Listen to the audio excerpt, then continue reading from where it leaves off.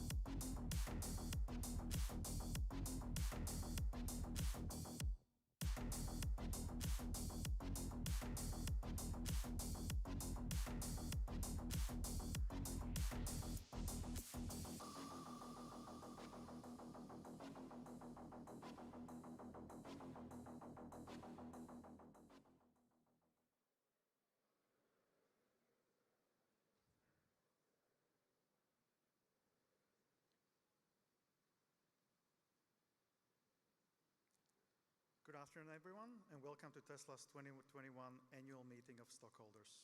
We're glad you could join us today. My name is Martin Vieja, and I'm Tesla's Senior Director of Investor Relations. There will be two parts of today's meeting. First, the formal part of the meeting will cover the 9 items that stockholders have been asked to vote on. After the voting, I will introduce Tesla's co-founder and CEO, Elon Musk, who will give a presentation about Tesla's year in review. At this time, I'd like to thank the members of the Tesla team and board who are here with us today. A representative from PricewaterhouseCoopers, Tesla's independent auditor, is present on the phone with us as well. But before we begin, I'd like to introduce you to Robin Denholm, the chair of Tesla's board, who would like to say a few words.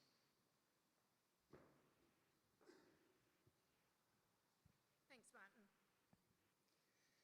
Well, welcome to the 2021 annual shareholders meeting here in virtual form this year. We hope next year that we'll be able to have our regular in-person gathering, just like we have over the last decade. Since we last met as a shareholder group in September of 2020, a lot has happened at Tesla. I want to just recap some of the things that have happened over this last 12 months. So in the 12 months that ended September of 2021, we've delivered over 800,000 vehicles. We've also started new production lines in Shanghai. We've commenced the pilot production of our own in-house battery cells. And on top of that, we've constructed 2 new gigafactories on 2 different continents, including the one that we're here today in Texas. But maybe most importantly, our mission of accelerating the world's transition to sustainable energy remains at the center of what we do. Over the last 12 months, Tesla has continued to help shift the public perception of electric vehicles, and it wasn't too long ago that many people were still questioning the future of EVs. I would say that today that's no longer the case. There is no doubt that the transition to sustainable transportation and the transportation industry is turning electric. In many places around the world, you can't drive down the street without seeing many Teslas, which to me is an incredibly proud thing and a testament to our progress. While our performance to date has surpassed many common expectations, we believe that we're only at the beginning of what the long journey ahead that we have. As we disclosed in our impact report this year, by 2030, we are aiming to sell 20 million electric vehicles per year and deploy 1,500 gigawatt hours of energy storage per year. Our mission is clear. The automotive sector and the energy sector have to become fully electric. There's no question about it. While producing and selling 500,000 cars in the last calendar year is more than most expected, we need to continue to grow exponentially to create a true impact for the planet and for our shareholders. I also want to acknowledge that Tesla's achievements so far and our future aspirations would simply not be possible without the unrelenting efforts of our amazing employees. Each and every one of them, who globally now number almost 100,000, are doing everything that they can every day in the name of our mission. While our investors might recognise a handful of Tesla executives or directors, we know that Tesla's success is due to the creativity, the ingenuity, and the sheer hard work of our tens of thousands of employees globally.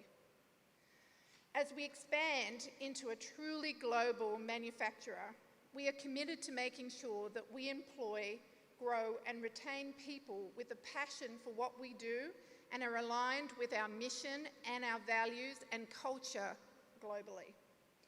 I also want to acknowledge and thank my fellow Tesla board members who have been unwavering in their commitment to Tesla to help grow, guide, and evolve the company and its governance practices.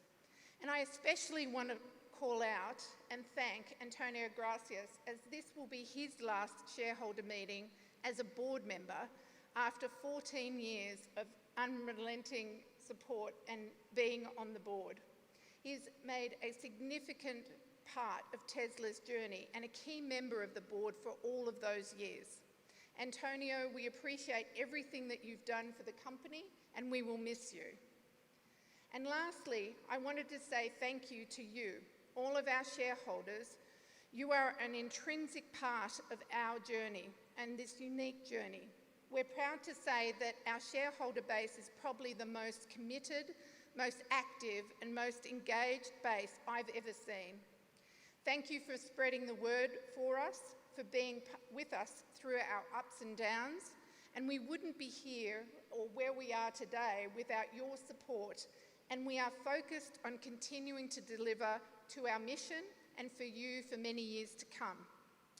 And so now I will hand it over back to Martin, who's the chair of our meeting today. Thank you.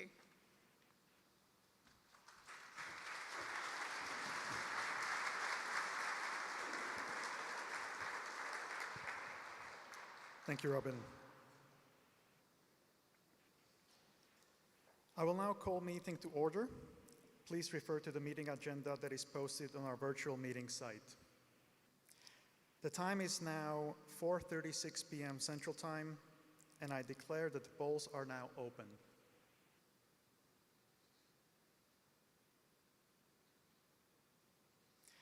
We have already received over the past few weeks voting proxies from our stockholders, meaning that almost all of the votes that will be counted were already submitted before this meeting. However, if you wish to vote your shares or change your prior vote, you may do so through the virtual meeting site. Tesla's board of directors has appointed Computershare Trust Company to serve as an inspector of election for this meeting.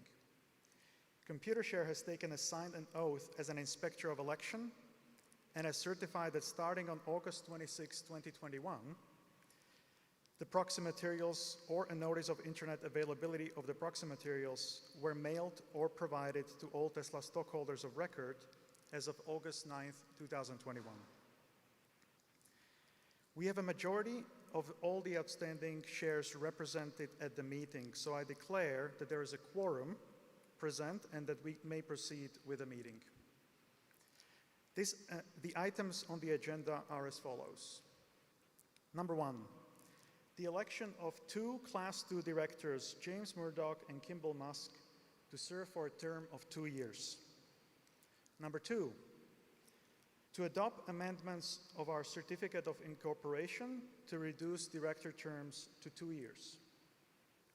Number 3, to adopt amendments to our Certificate of Incorporation and bylaws to eliminate applicable supermajority voting requirements.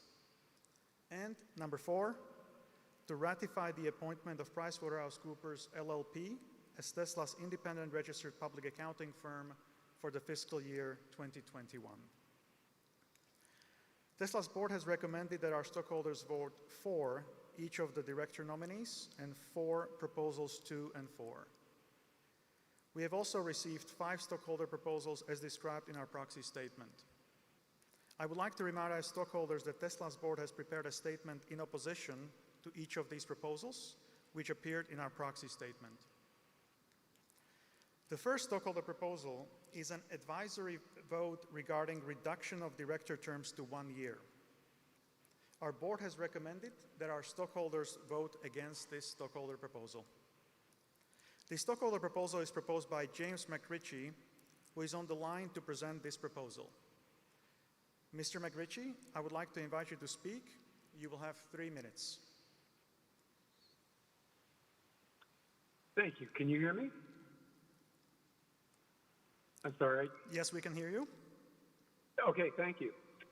Almost 90% T500, Fortune 500 companies, their board and are widely viewed corporate governance best. The annual election of each directors more accountable contribute to improve performance, company value. Here's what a 1 point said when they their votes in advance. Shareholders should be able to participate in frequent elections of all board members, preferably on an annual basis. This proposal should also be evaluated in the context of Tesla's overall corporate governance. Shareholders cannot hold special meetings, act by written consent, nominate directors through proxy access. At our 2020 annual meeting, 56% of shares voted in favor of my advisory proposal eliminating supermajority requirements. The board is now letting you vote to repeal those supermajority requirements through proposal number 4. However, notice the board takes no position on this measure. That probably means Elon Musk and his inner circle are voting against it. Without this measure obtaining a 67% approval rating, neither the board's proposal to move to 2-year terms or mine to move to 1-year terms will pass. This is essentially a way for the board to look like they want to increase the frequency of elections without actually doing it. Our company's technology is second to none. Our company's corporate governance should meet the same high standards. Vote for proposal number 5. Thank you. Thank you, Mr. McRitchie. The second stockholder proposal is an advisory vote regarding additional reporting on diversity and inclusion efforts. Our board has recommended that our stockholders vote against this stockholder proposal. The stockholder proposal by Calvert Research and Management, whose representative Kimberly Stokes is on the line to present the proposal. Ms. Stokes, I would like to invite you to speak. You will have 3 minutes. Thank you. Tesla states in its 2020 Diversity, Equity, and Inclusion report that it is on a mission to accelerate the world's transition to sustainable energy. We at Calvert Research and Management heartily support this effort and understand how important it is to invest in companies that are leading the charge to a net zero economy. However, we also know that it takes human resources to achieve these goals and ask Tesla to demonstrate how the company's human capital management strategy and specifically its diversity, equity, and inclusion strategy, supports the level of innovation and collaboration necessary to achieve this goal. The business case for diversity is clear. Numerous studies demonstrate the benefits of a diverse corporate workforce. These include better financial returns, superior stock performance, and importantly, research shows that diverse and inclusive teams support more innovation. Tesla's 2020 DEI report lacks sufficient quantitative and qualitative information for investors to adequately compare the company's performance over time and relative to peers. What the report does reveal is that Tesla's leadership is 83% male and 59% white, despite having what the company describes as a majority-minority workforce, all at a time in which Tesla's customer base is evolving and growing more diverse. Calvert asks that Tesla's reporting include the process the board follows for assessing the effectiveness of the company's DEI programs and the results of that assessment. We also ask that Tesla disclose its full EEO-1 report, a comprehensive breakdown of Tesla's workforce by race and gender according to 10 employment categories, which is already collected and provided to the United States Equal Employment Opportunity Commission every year. In its DEI report, Tesla states, "We do the work required to ensure that our culture is as diverse and inclusive as it is collaborative and driven. However, in order to fully understand whether or not Tesla is executing well on its stated strategy, the company must be more transparent about its policies and practices and do the work to provide investors with reliable, consistent, and comparable data that we need to make informed investment decisions." We acknowledge that Tesla is committed to integrating DEI reporting into the company's annual impact report, but want the board to understand that Tesla's disclosure lags far behind peers. In 2020, Calvert analyzed the top companies held in our core portfolio. At that time, less than 20% were disclosing EEO-1 data, including Tesla. Following our engagement, 70% of these companies have committed to disclosing their full EEO-1 report on an annual basis. As shareholders, we are concerned that Tesla's lack of focus on diversity, equity, and inclusion could hinder the company's ability to innovate in the future. We urge the board to commit to full disclosure rather than incremental, ineffective action. Thank you. Thank you, Ms. Stokes. The third stockholder proposal is an advisory vote regarding reporting on employee arbitration. Our board has recommended that our stockholders vote against this stockholder proposal. This stockholder proposal is proposed by NIA Impact Capital, whose representative, Christine Hall, is on the line to present the proposal. Dr. Hall, I would like to invite you to speak. You will have 3 minutes. Thank you. Hello, this is Kristen Hall. Can you hear me? I am Dr. Kristen Hall, founder and CEO at NIA Impact Capital. On behalf of NIA and our co-filers, I formally move Proposal 7. This resolution requests that Tesla's board of directors oversee the preparation of a report on the impact of the use of mandatory arbitration on Tesla employees and on its overall workplace culture. Why is this report needed? After this week's headlines and many other employee allegations of racial discrimination, we as investors need a look under the hood. The use of mandatory arbitration limits employees' remedies when it comes to both harassment and discrimination. Precluding employees from suing in court, often keeping underlying facts, misconduct, and case outcomes secret, these clauses may allow harassment and discrimination to continue, hidden from other employees and from investors. Bias, discrimination, and harassment in the workplace create unknown and uncompensated risks for investors, inviting unnecessary legal, brand, financial, and human capital issues to a company. On the flip side, the benefits of a positive and inclusive company culture with diverse teams include access to top talent, better understanding of consumer preferences, fewer blind spots when it comes to leadership decisions, more informed strategy discussions, and improved risk management. A diverse workforce and the different perspectives it encourages has also been shown to produce more creative and innovative workplace environments. Of particular relevance to Tesla, research shows a strong link between diversity and revenue from innovation, where companies with above average diversity produce significantly greater revenue from innovative products or services than those with below average diversity. Many technologies with which Tesla may compete for recruitment and hiring, such as Adobe, Airbnb, Google, IBM, Intel, Lyft, Microsoft, Salesforce, and Uber, no longer use these policies. Tesla simply cannot rest on its laurels, assuming its first mover advantage will last. Given the allegations raised by over 100 past employees, these racial slurs, discrimination in promotions, a retaliatory culture, and lack of response from human resources, investors are counting on Tesla to step up and make human capital management a priority. Tesla is a known leader in innovation, and it's time now for Tesla to also lead when it comes to promoting a fair and inclusive workplace. Tesla's board is asked again to complete the requested report to determine if mandatory employee arbitration is in the best interest of Tesla, its employees, and its shareholders. Thank you. Thank you, Dr. Hall. The fourth stockholder proposal is an advisory vote regarding assigning responsibility for strategic oversight of human capital management to an independent board-level committee.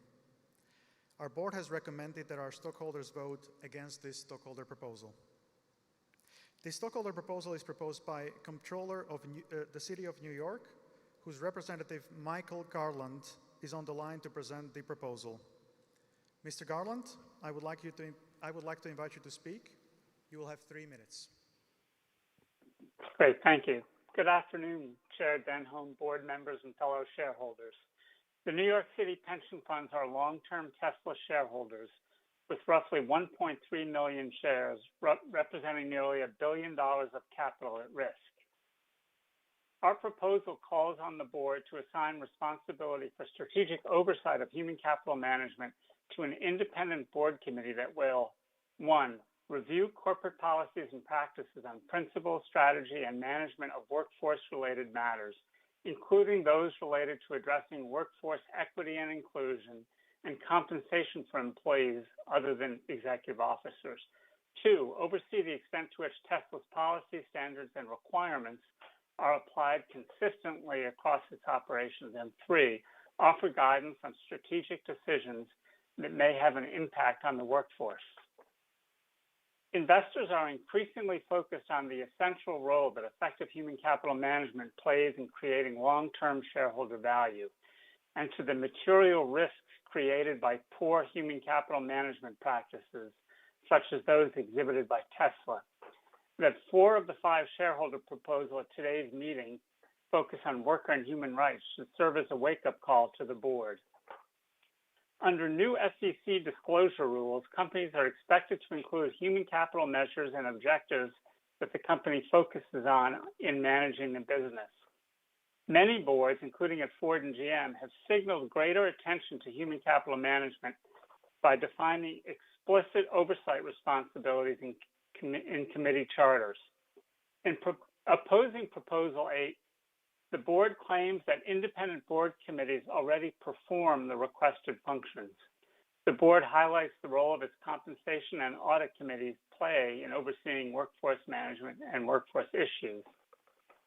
However, neither the compensation nor the audit committee list these responsibilities in their charters or in the proxy statement.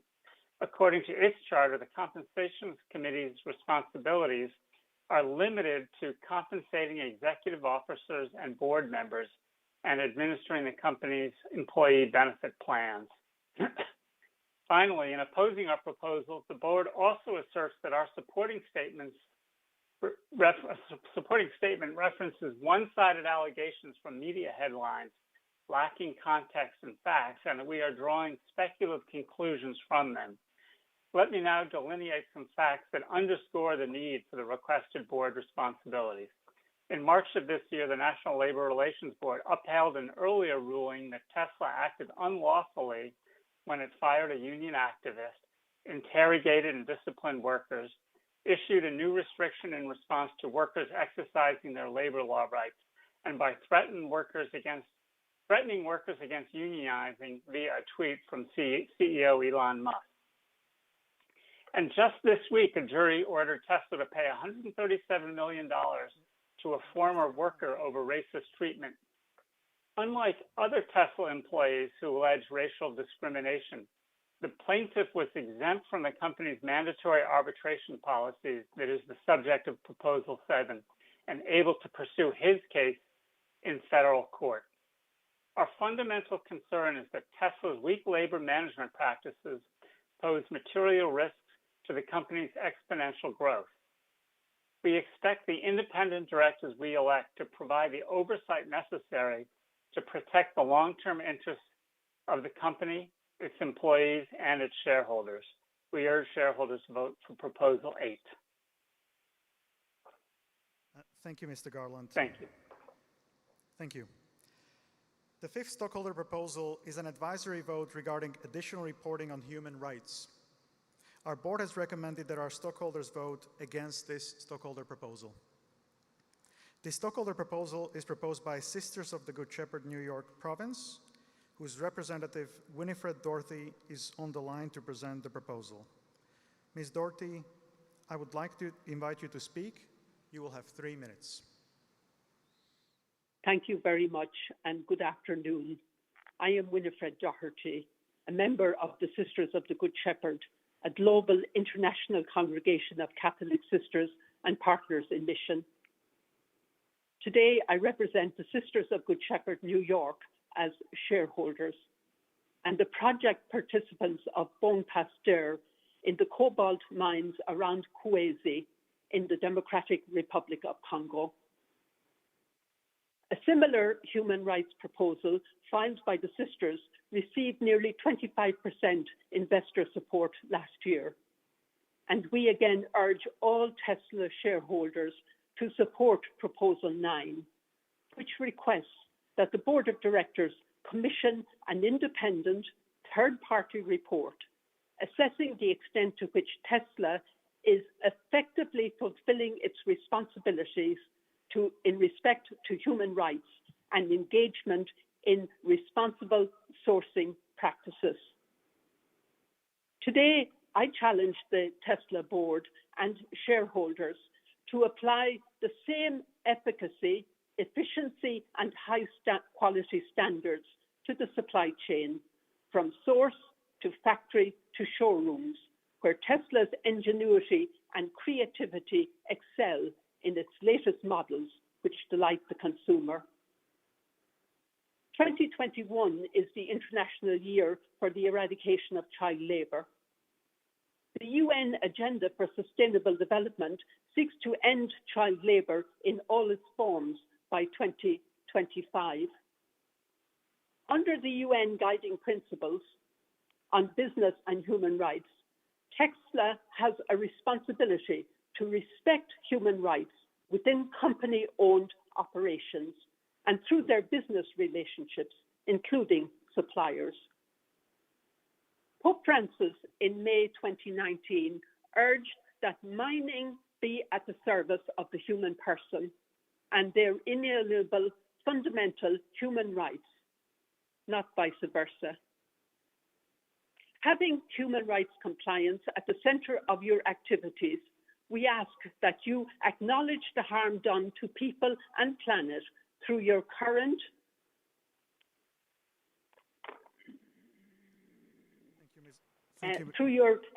current organizational model, and recognize that today's world urgently needs social and environmental sustainability, demanding a balance of economic growth and holistic well-being of people and planet.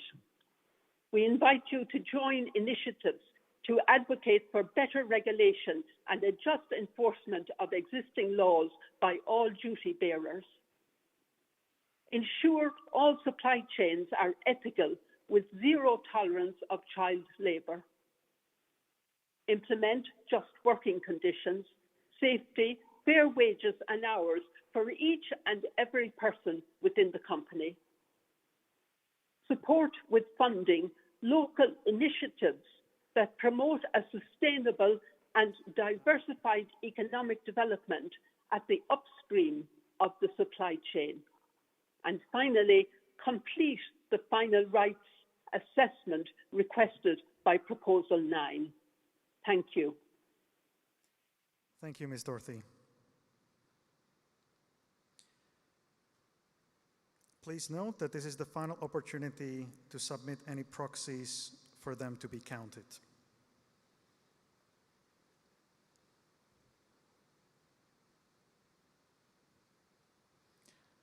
I declare the polls are now closed. Based on the proxies that we have previously received, I'd like to announce on a preliminary basis that our stockholders have approved the recommendations of the Tesla board on all agenda items except item 2 regarding the reduction of director terms to 2 years, item 5 for an advisory vote regarding the reduction of director terms to 1 year, and item 6 for an advisory vote regarding additional reporting on diversity and inclusion efforts. While over 99% of shares present are entitled to vote on item 2, did so as recommended by the board, unfortunately less than 66.7% of our total outstanding shares, which were required to approve this item, submitted votes for this item. After the final tabulation is completed, we will formally announce the results of the voting by filing a Form 8K within 4 business days of today's meeting. That concludes the official business of today's shareholder meeting, which is now adjourned.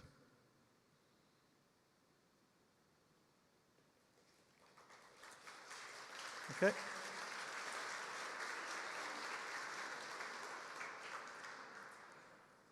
We will now move into company's update presentation by Elon.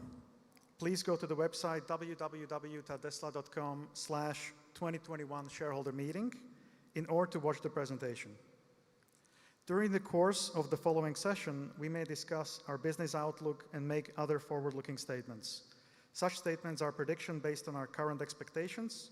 Actual events or results could differ materially due to a number of risks and uncertainties, including those disclosed in our most recent Form 10-Q filed with the SEC.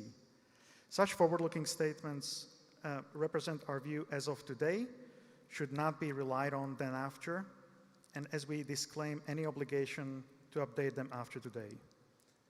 With that, please welcome Elon Musk.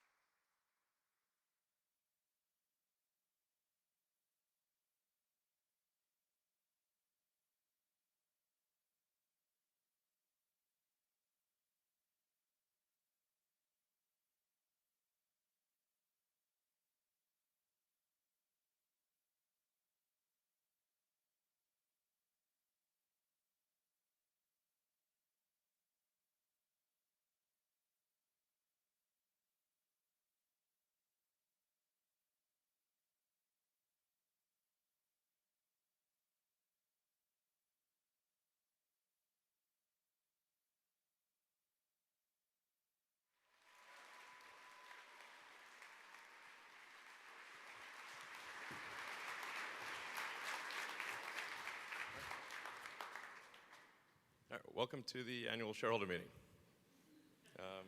Coming to you live from Austin, Texas. So we've had a fantastic year, thanks to the great work of the Tesla team. I'd just like to start off by just thanking the Tesla team for the incredible work over the past year to get where we are. Well done.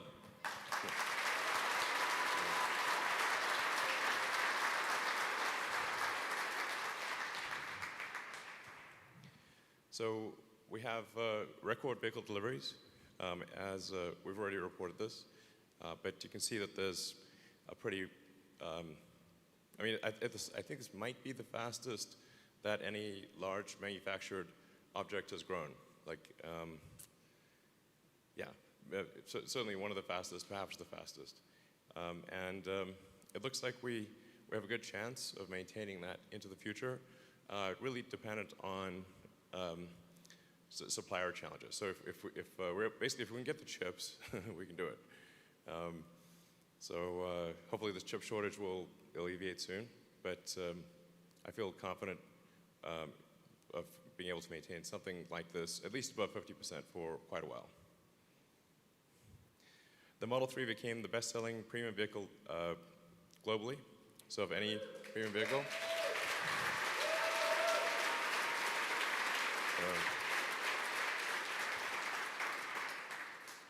I mean, I almost got arrested at one point for claiming that we'd do 5,000 a week, literally.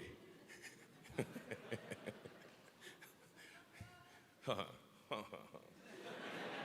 laughing now. Anyway, this is great. We think the Model Y will be the best-selling vehicle of any kind globally. So we think it will exceed the Model 3. I think we've got a good chance of it being the best-selling vehicle by revenue next year, and then I think quite likely to be the best-selling vehicle in just of any kind numerically in 2023. So basically, we need Austin to get online and Berlin to get online and reach volume production, and then I think that's going to happen.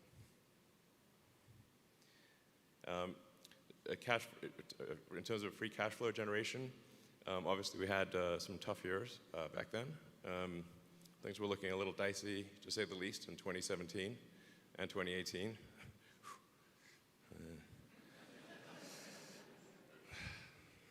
Don't want to go back there again. But we got through that, and now things are looking really good. So I think we'll see continued strong cash flow generation, and especially as you multiply unit volume times autonomy and increased efficiency in the factories. Because I think over time you'll see all manufacturers will make electric vehicles, and eventually all manufacturers will make autonomous vehicles. I think Tesla's open to licensing autonomy, because I think autonomy will be such a significant lifesaver and preventer of injuries that it is not a technology we want to keep to ourselves. So I think it will be morally right to license it to other manufacturers if they would like to use it. So.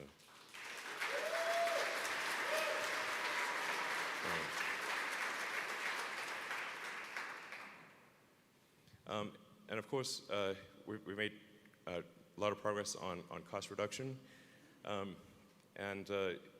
So despite our average selling price actually going down significantly, because with the introduction of the Model 3 and Model Y, these were much lower priced cars, we've managed to still do decently well on gross margin. So this is, getting the average price down and gross margin up is very difficult, but we've managed to do that.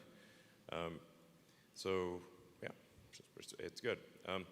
Our goal really is to make the cars as affordable as possible. We are seeing significant cost pressure in our supply chain, so we've had to increase vehicle prices, at least temporarily, but we do hope to actually reduce the prices over time and make them more affordable. Yeah, unfortunately, we've just expedited. The sheer amount of money we're spending on flying parts around the world is just not great, but hopefully temporary. So, and we need a lot of batteries. Hence, Battery Day is what this shirt means. Very obtuse. But we are going to need a lot of batteries, and this is going to be a combination of batteries from our suppliers. And in supplier discussions, some of our suppliers have just asked me outright, are we going to just, put them out of business or something? I'm like, not at all. As many cells as you want to make and supply to us at an affordable price, we will buy. No limit. I'm like, oh, okay. So do you want to increase by 100%? Sounds good to me. So the basic plan is we're really going to order a lot of, and we have ordered a lot of batteries from suppliers. Basically telling suppliers literally go as much as you can make, we'll take. And we'll prioritize batteries for vehicles, but then use any excess cells that we have in the Powerwall and Megapack. because over time we think the demand for stationary storage is going to be at least as high as the demand for vehicles.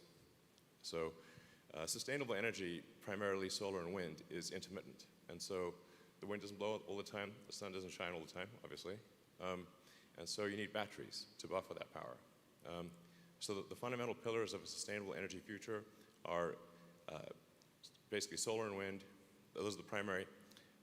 Stationary batteries and electric transport. And if you have those three, then you have a sustainable energy future as long as the sun is shining. So sometimes people ask me about fusion, and I like it as an idea. And by the way, I think it's totally doable.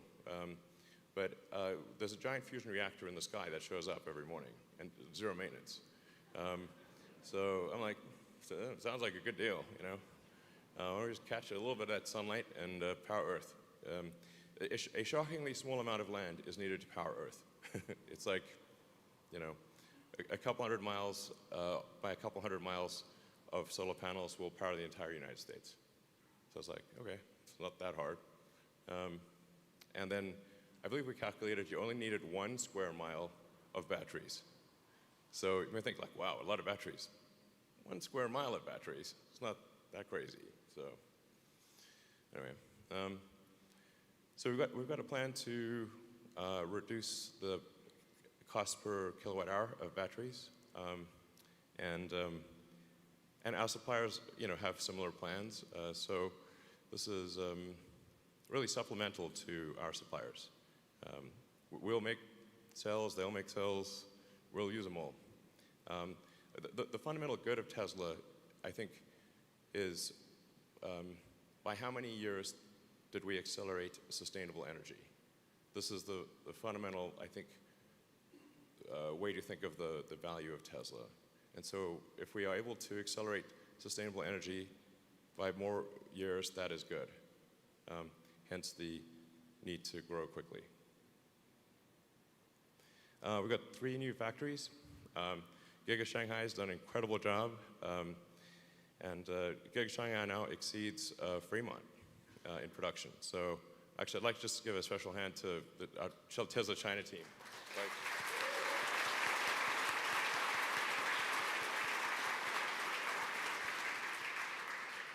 So it's the best quality, lowest cost, and also low drama. So it's great.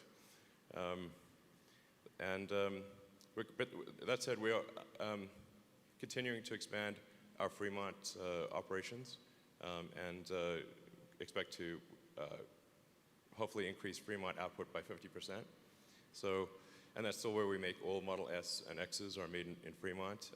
But it kind of makes sense, especially for the high volume vehicles, to have production that's at least on the continent where the consumers are.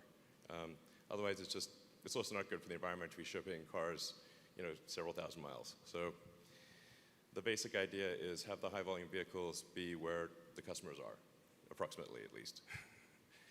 And then also great progress with building Giga Texas, which is where we are right now, and Giga Berlin Brandenburg. So just a hand for those teams as well.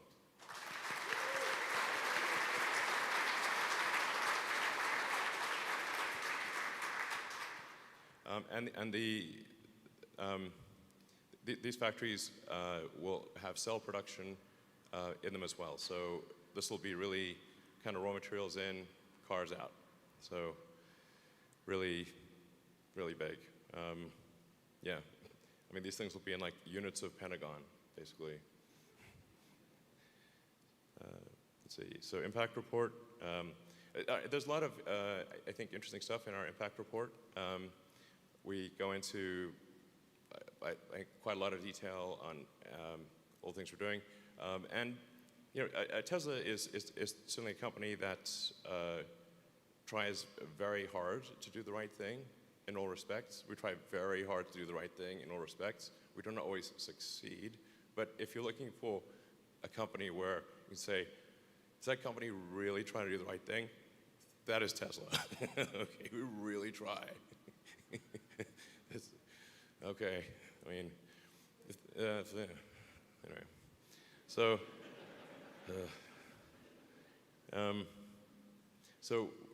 as I was mentioning, we've got the 3 parts of sustainable energy future, solar and wind, but I think primarily solar will be the main source of energy, of sustainable energy, and energy in general.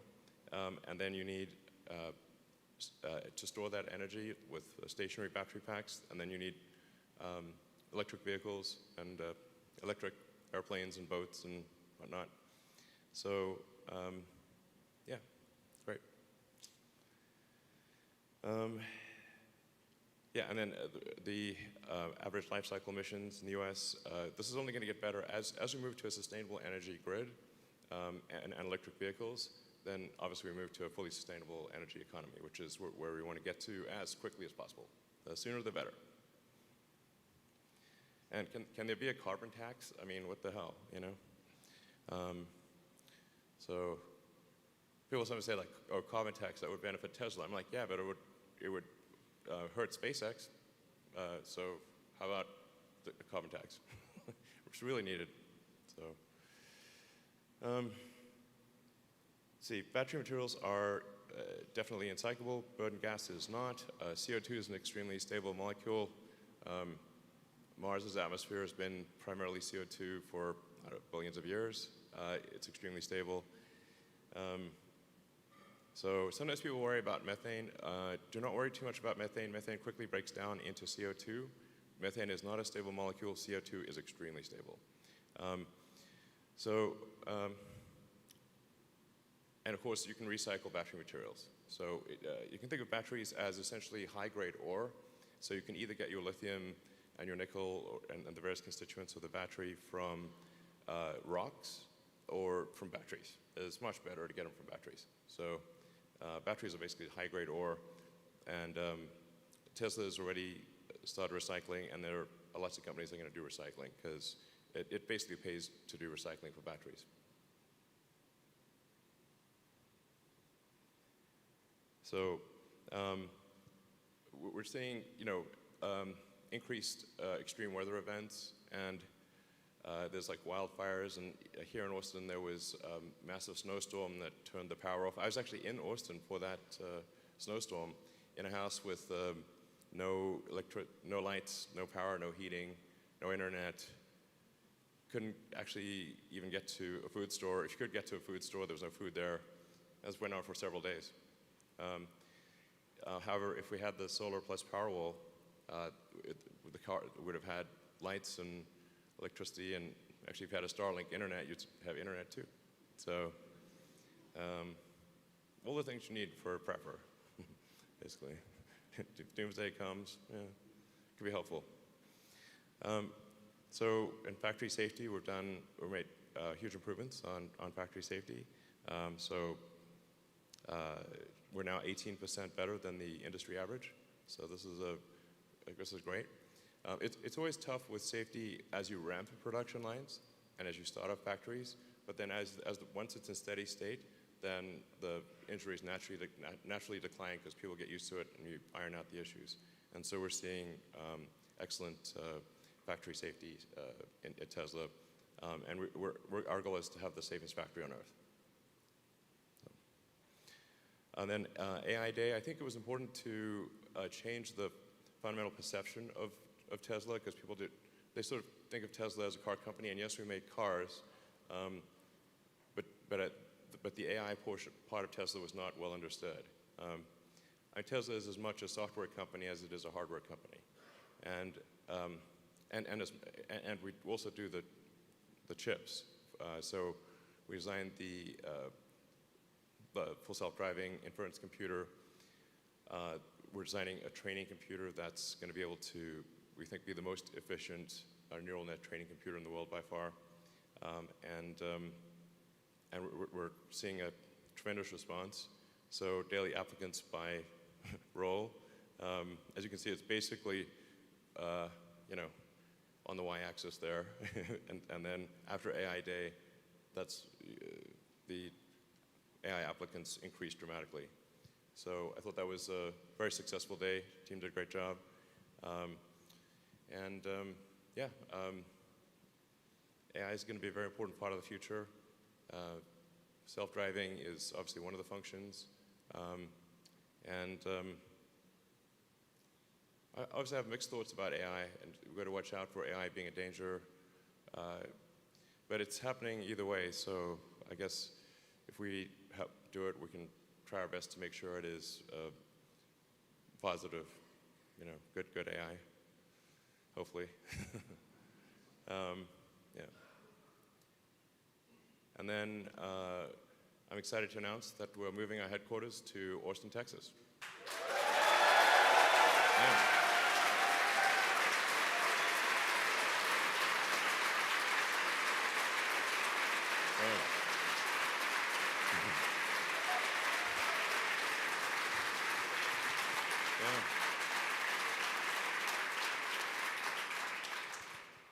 So just to be clear, though, we will be continuing to expand our activities in California. So this is not a matter of sort of Tesla leaving California. As I said, our intention is to actually increase output from Fremont and from Giga Nevada by 50%. So, but we're just hitting the sides of the bowl. I mean, if you go to our Fremont factory, it is jammed. I mean, it is jammed. It's like, whoa. And when we first went in there, it was like, we're like a kid in his parents' shoes. It was ridiculous, like tiny S and giant factory. And now we're like, spam in a can here. Like, how do we fit more stuff? And it's tough for people to afford houses, and a lot of people have to come in from far away. And so it's we're taking it as far as possible, but it's there's a limit to how big you can scale in the Bay Area. So here in Austin, and our factory is like 5 minutes from the airport, 15 minutes from downtown, and we're going to create an ecological paradise here on the because we're right on the Colorado River. It's going to be great. So to emphasize again, continuing to expand in California significantly, but even more so here in Texas. So with that, we can go to questions.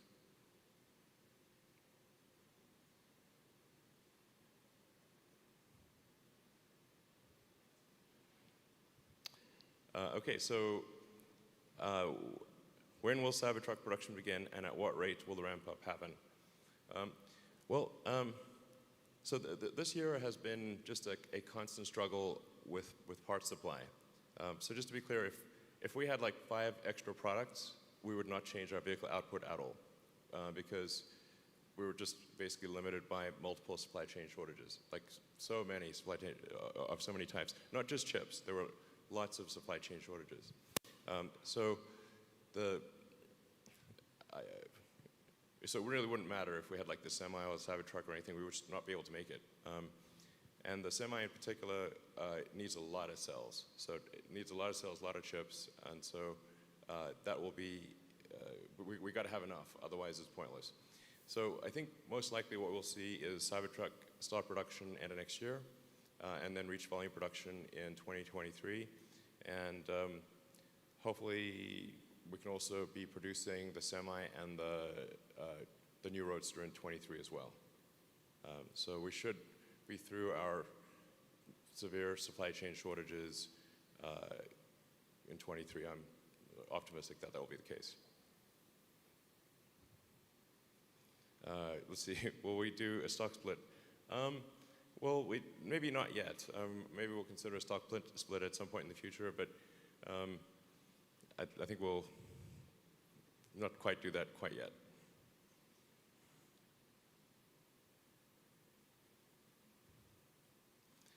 Will we see 46.8 battery cell production in Texas? I don't think we will see 4680 production in Texas this year, but we are making 4680s in California at our pilot plant, which is a big plant by normal standards. It's like capable of 10 gigawatt hours a year. So it's just a mile away from our vehicle factory in Fremont. So it's basically that factory will be able to make more than enough cells for Giga Texas to scale production of Model Y. And I do want to emphasize, like, from the point at which a factory is able to start making cars to where it reaches high volume production is typically about a year, and that's considered very fast. So it takes longer, or at least in Tesla land, it takes longer to build the factory than it does to reach volume production once the factory is built. So like in Shanghai, we built the factory in 11 months, but to get to high volume production took about a year. And so I expect something similar here. You know, we'll start production this year, and we'll deliver. I'm confident we'll deliver some cars from Giga Texas this year, Model Ys, but we won't reach high volume production until probably the end of next year. But then I also expect we will reach high volume production in the 4680 cell here in Giga Texas next year as well.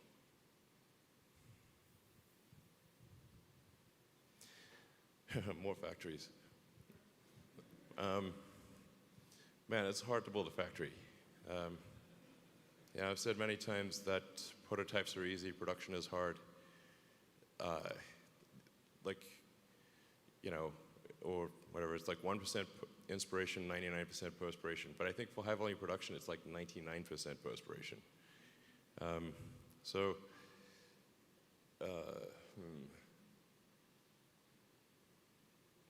I think we might start scouting for locations next year, but I think we can do a lot with Berlin and Berlin and Austin, and expanding in China, and expanding in Fremont. So the nice thing is like having at least a factory in Europe and a factory in China, a factory in North America. We at least have factories where for our high volume products where that are on the continent where most of our customers are. This is great. So we do not, like one of the biggest challenges we had in Q3 was, can we get enough ships? Like there was a huge ship shortage. So that was a challenge. And that boat that got stuck in the the Suez Canal caused havoc. So, you know, these things, you don't expect these things, but they happen. So, I don't know, we'll probably look at new factory locations, start to investigate them next year, maybe make a decision in 23.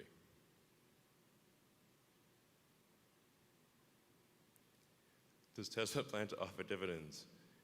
We do not currently have plans for dividends. I do kind of feel like the time when a company offers dividends is, you know, it's kind of cresting the hill, you know, if you will. It's usually not, they've run out of things to invest internally. You know, we have not run out of things to invest in internally by a long shot.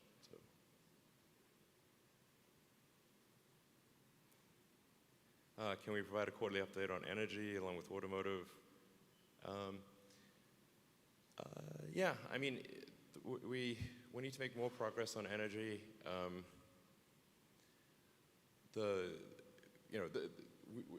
This year has been limited. Like I said, the chip shortage, the same chips go into our stationary battery packs as in the cars, and we prioritize the cars. So, you know, and we need the inverters for solar and that kind of thing. So, you know, this year has not been a good guide for progress in energy. I think next year it will be probably a good guide, and we can start providing updates that I think people would interpret correctly, as opposed to, you know, having to explain, well, we either had to short cars or energy, and we picked cars. So, all right. Yeah, Model 2 is not a car.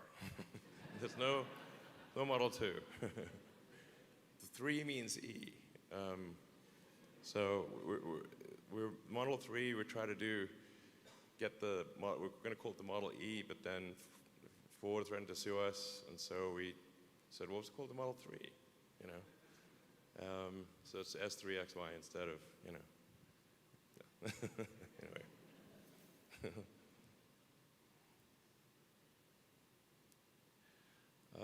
Gigafactory is getting bigger with each iteration. Not all gigafactories will get bigger with each iteration, I think, but yeah, most of them will. They'll get more advanced and more efficient. And you're looking at sort of taking a first principles approach to manufacturing. You want to look at the volumetric efficiency of a factory and the average speed of a factory. It's kind of like the rocket equation, where delta V is like exhaust velocity times the log of the start to end mass ratios. So I think it's something similar to that for a factory. And you can also think of it like a chip. Like, do you make chips, get more out of chips by making them bigger, or by bringing things closer together and increasing the clock speed? And actually, I think there's tremendous opportunity in factories to actually bring things closer together and increase the cycle time, or clock speed. And there's actually, I think, tremendous opportunity to improve the efficiency of factories. And Tesla's long-term competitive advantage will be manufacturing. Because all cars will be electric, eventually all cars will be autonomous. The thing that's the hardest to, I think, sort of match Tesla on or copy is manufacturing. And so I think that will be the long-term advantage of Tesla.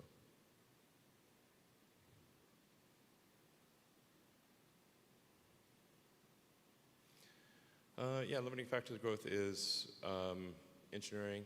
Yeah, there's really not a factory stamping out amazing engineers. So it's hard to, you've got to basically recruit people. You've got to train them in the right way, and this just takes time. And sometimes companies think you could just hire anyone with an engineering degree, slap them together, and get amazing stuff. This is not the case at all. Often adding more engineers to a program makes it go slower. So, and the excellence of an engineer matters tremendously. There are the huge differences in engineering talent that boggles the mind. But I do wonder today, if Nikola Tesla applied to Tesla, would we even give him an interview? I'm not sure we would.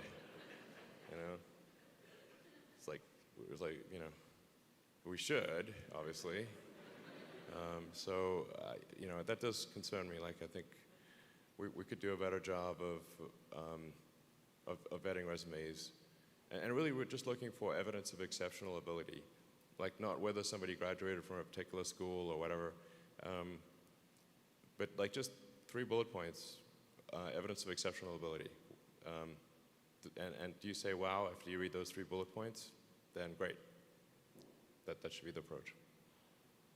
Okay.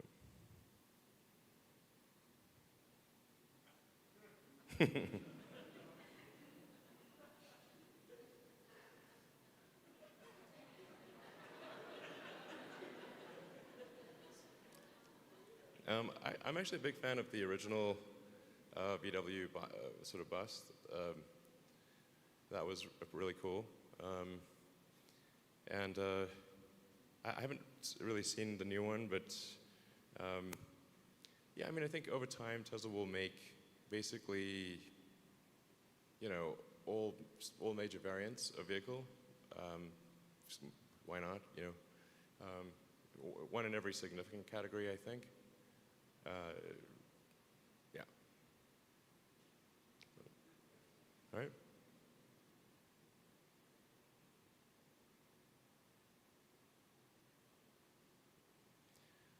So from, I guess people can see these slides, right? So no need to read the question.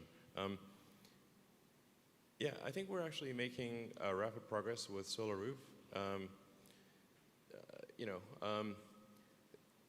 Solar in general and energy in general got kind of shortchanged for a couple of years there because we're desperately trying to make the Model 3 and reach volume production. So we just moved everyone from anywhere in the company that could possibly work on Model 3 was working on Model 3. It was all hands on deck, as you know. So there were just a couple of years where we just, if we got to save, if Model 3 fails, the whole company's dead. So we're just going to move everyone from Solar from everywhere to help with Model 3. So we're a couple of years behind on that. But I think we're now making rapid progress with the solar roof, and in particular with new home builders. Obviously, the most efficient way to get a solar roof is to put it on, put a roof on once, instead of, like doing retrofit is obviously fundamentally more expensive than than doing solar roof on new homes. So we now have relationships with a number of new home builders, and we expect that those to gather significant momentum. And then we're going to have a campaign which is kind of like, well, I'm dating myself here, I want my MTV. So I want my solar roof. Where is it? So, I think we'll just get people actively asking in new home developments, well, does it have a solar roof and a power wall? Because then, you generate your own power, and you can help stabilize the rest of the grid using the power wall. And we're doing this in partnership with utilities. Like, the thing that I think people need to appreciate is that there's a lot more electricity production that needs to occur as we move to an electric vehicle future. For two homes where both cars are electric, the electricity usage will approximately double. And so if you don't have local power production at the homes, with a battery, because the battery's got to buffer the power, otherwise if you just have solar without batteries, it causes these massive waves in the grid, and so you have to have the batteries to stabilize the grid. But those batteries can then act collectively to stabilize the whole grid. And that's software that we've developed that is, I think, first going to go into use in Australia. That's going to be, I think, quite compelling. But you really need, for a sustainable energy future, you have to address electricity at the homeowner level. This is essential. But there will still be a very prosperous future for utilities, because electric power will approximately double, and then if you transition heating to electric as well, it approximately triples. So this is a lot of work, both at the local level of electricity distribution and at the utilities. Utilities got to expand, and there's got to be solar and batteries at the homeowner level. But having a Tesla Solar with battery means that you have power no matter what. If the utility shuts you off, or for any reason, you still have power. When I was here in the Austin blizzard, it's like I was staying at a friend's house, but he didn't have the solar roof and battery, so I'm sitting in the dark, in the cold, and I was like, okay, it really brings home the need for the solar roof and battery. So anyway, so I think that's I think solar roof will see massive growth in the years to come. Yeah, the 10.2 is going out tomorrow night. Yeah. Anyway, this is too much inside baseball on FSD, but we're going to start rolling out the FSD beta to all customers with a perfect safety driving record tomorrow night at midnight California time, and then we'll see how that goes. And we want to be very cautious about the rollout. If that's looking good, then we'll, because there's like a little over 1,000 people that have a perfect score, then we'll start giving it to people with a 99, 90, 98, 97, and so forth. We'll probably have to have some cutoff, where it's like 60%. I don't know. I don't know. But it's got to be. We're looking for people who are extremely conscientious drivers for the beta program. But it's looking really good. I actually drove here from the friend's house I'm staying at in Austin, which is quite far away and has quite a complicated drive. And the car took me all the way from my friend's house to the Gigafactory with no interventions. So perfect drive. Yeah.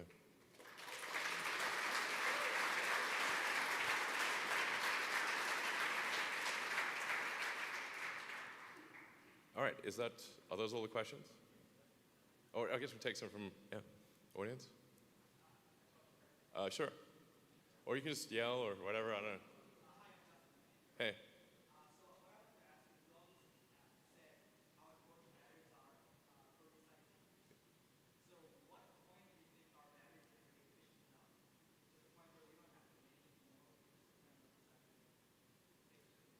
When will we not need to do any more mining for batteries? Basically, it'll be a while because we've got to extend the fleet. So the fleet of cars out there is gigantic. There's about 2 billion cars and trucks in use in the world. So that's a lot. So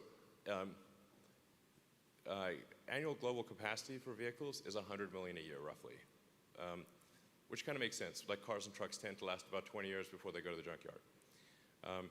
So that's an important statistic to bear in mind. Like even if all cars were and all vehicles were electric tomorrow, it would still take 20 years to change out the fleet. So I think people don't you see a lot of noise and sort of stories about electric vehicles, but the fleet is what matters, and still it's basically rounds down to nothing. If you look at total fleet of vehicles on Earth, and electric cars at this point, I think are still well under 1% of the fleet. So, but I don't know, probably 30 years-ish, 30, 40 years? Yeah, it's not bad. Yeah. Yeah, and I think, just to clarify a few things that are sometimes misunderstood out there, lithium is extremely plentiful. It is one of the most plentiful things on Earth. It is not rare at all. It's hard to avoid lithium. If you said, where can we dig a bunch of rock that doesn't have some lithium in it, you would have a hard time. It's in seawater. Basically lithium is a salt. So where is there salt? There's a little bit of salt pretty much everywhere. So it's lithium everywhere. So that's not an issue. Also, lithium is only like maybe 1 or 2% of the cell. And so the actual thing that matters is the cathode. Most of our, actually, our long-range vehicles use a nickel-based cathode, and sometimes people think it's a cobalt-based cathode. No, cobalt is used in phones and laptops, but we use nickel because nickel has higher energy density for our long-range vehicles. But for our standard range vehicles and for stationary storage, I think all of that will move to iron-based, iron cathodes. And iron is also extremely plentiful. Nickel is not rare, but there's, I don't know, somewhere maybe 10 to 100 times more iron than there is nickel. So moving to an iron-based chemistry, which is sort of finally at the point where it's competitive on range when combined with an efficient powertrain. I think that will be the vast majority of batteries in the future will be iron-based. So I do not see any shortages. It's just a question of making all the equipment to kind of process that into a cell and then into a pack.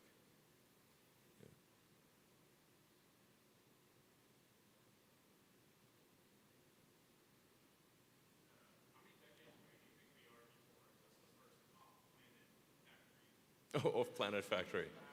I like the way you think. So, how many years before Tesla's first off-planet factory? I mean, I'd like to see one before I'm dead. That would be cool. So I don't know, what have we got, like 40 years-ish?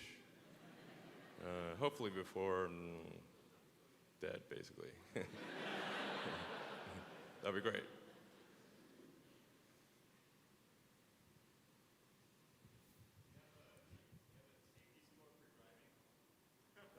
What's my safety score? Oh, great question. I don't know, actually. Yeah, I don't know what it is. I'll check. I'll check because I think it's mine just got turned on. Yeah, good. I'll find out. By the way, our safety score calculation is obviously imperfect. That's why we try to emphasize very much that it is beta, if not alpha, in safety score calculation. So it's going to get a lot of changes. Yeah, expected to improve in its accuracy substantially over time. This is really just, it's a very early stage algorithm.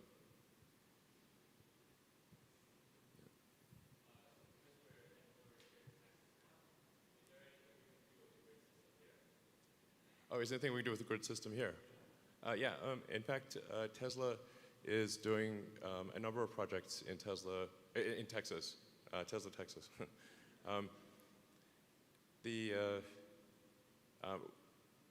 got a large battery project, I believe, in the Houston area. Yeah, it's Houston area.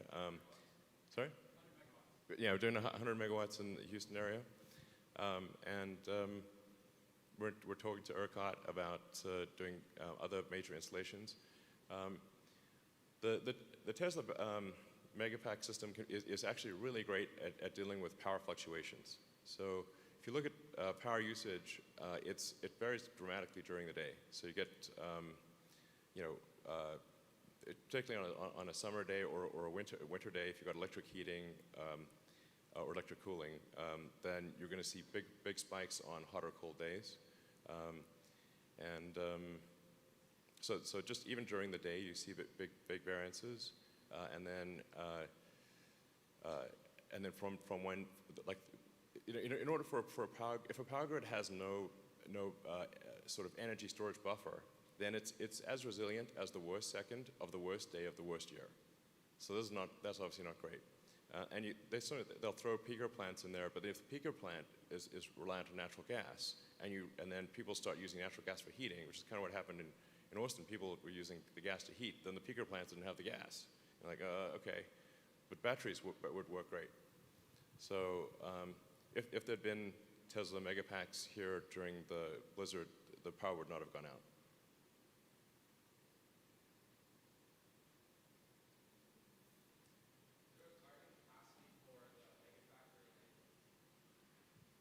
Target capacity for the Megapack factory. No, I don't actually know what the target capacity is, but it's big. 40 gigawatt hours. Okay, 40 gigawatt hours. Yeah. Actually, that's an example of where we are expanding, also where we're expanding manufacturing in California. So this is in Lathrop, California. We just opened a big Megapack production facility.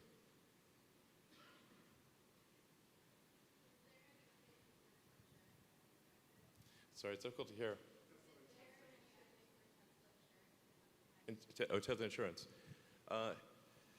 Yeah, so like the degree to which insurance is a regulatory labyrinth is insane. It was like designed to be hard. It's the feeling you got. I don't know if it's designed, but it certainly is very difficult. So there's a zillion applications, and you have to wait for a bunch of time and get it's long and complicated, and a lot of it is state by state. Most of it is state by state. So, so we're processing applications in states across the country, and then the states also have different regulations. So you can't, actually aren't legally allowed to offer the same insurance in every state. So you got to adjust the software to be different in every state. It's very complicated. But I think we'll be offering it in Texas very soon, and like maybe in a month or something. Next week, great. Phone a friend. So Tesla Insurance goes live in Texas next week, and I knew it was this month, but and then we have it in California. We're going to be upgrading the version in California because in California we want to have the same kind of real-time insurance where your insurance costs are based on your actual driving history. Which is like the right way to do it. But we're currently not allowed to do that in California for some reason. So we're trying to get permission from the regulators to be allowed to give accurate scores for insurance. Seems like that's the thing you'd want to do. And then hopefully, I don't know, we'll probably have most of the country next year, aspirationally. That's our goal.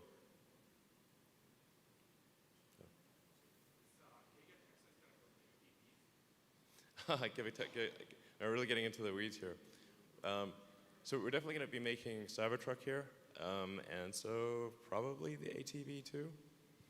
So the ATV is an interesting design challenge because ATVs are pretty dangerous, and so we want to make an ATV that is the least dangerous ATV. So if you're going to ATV, well, you might as well have the least dangerous ATV, So it'll have a really low center of gravity because the battery pack will be down low, and I think we can do some things with the suspension. Just make it really hard to roll this thing, you know. So because when ATVs roll is when bad things happen. So it's going to be the ATV that won't roll. So it'll be cool. You got to have one with a Cybertruck, you know. Okay, so I mean, I'll take one last question. Yeah.